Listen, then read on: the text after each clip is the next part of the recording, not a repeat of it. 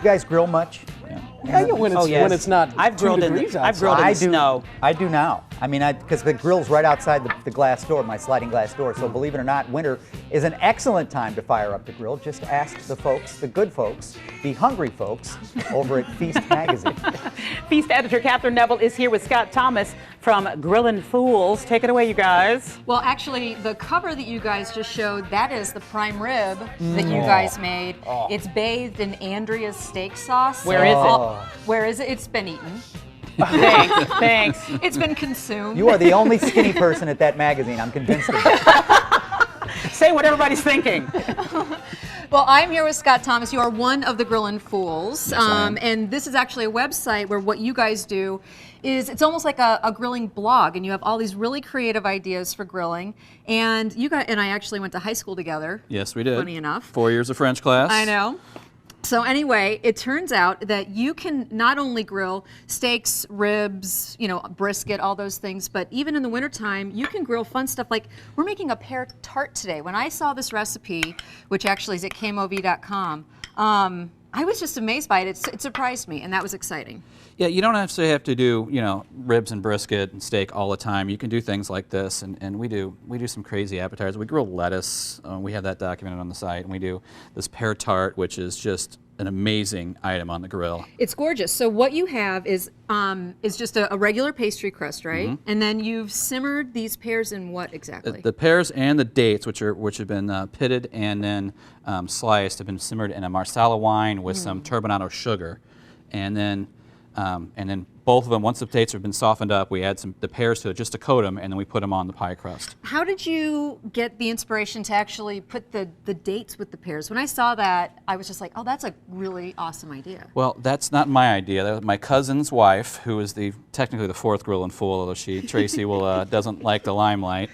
She came up with the idea from some dates that my cousin brought back from Saudi Arabia. And she said she wanted to try that, and so here we are. Awesome.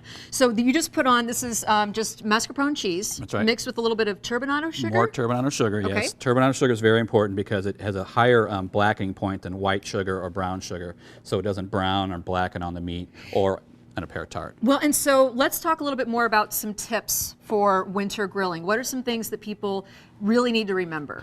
Well, the biggest thing to remember is that you're fighting wind and cold. Especially today. Oh, yeah. Or last night when I was working on these. So, in 12 degrees. The biggest thing. You're very dedicated, Scott, and we appreciate it. The biggest thing is, you want to watch your vents, make sure that they're closed so that you don't have that extra wind. You want to add extra charcoal, extra fuel to compensate for the drop. And then one of the biggest things is try to limit how many times you open the grill. Because every time you open the grill in the summer, it might take a few minutes to build back up that heat. It might take 20 minutes on a cold, blustery day. Like opening an oven. You want to keep the oven closed so you keep, a lot of people, probably even grill with the lids off because they don't really think about the fact that you want to create something of an oven effect when you're grilling. And one of the points that you made in the article is why would you, like standing in front of a grill on a 95-degree day, is kind of unpleasant. I mean, you're sitting there with, your beers and you're grilling your brats or whatever, and it's fun.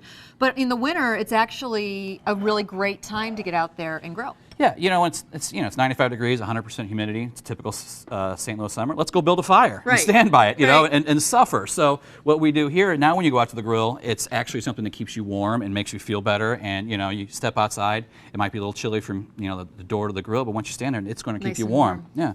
Okay, so one of the things that you have to do, this is a baking stone, a pizza stone, and so you put this on the grill to heat it up. And how long does it take to grill? It takes about 30 to 40 minutes, depending on the heat of the grill.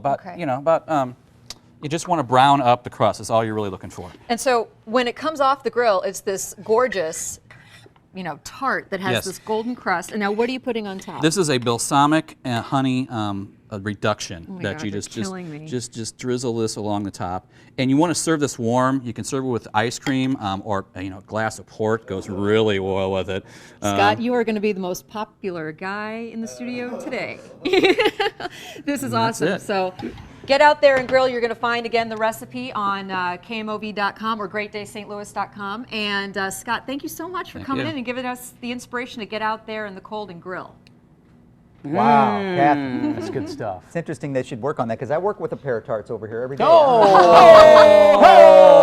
Tip your waiters and waitresses. We'll We'll be be here all week. Yeah. Love, though. He means it with love. No, I don't think that was love. Yeah. Well, for those nights when you don't feel like grilling, you can turn to the Great Deal Divas. They've got a code for restaurant.com that will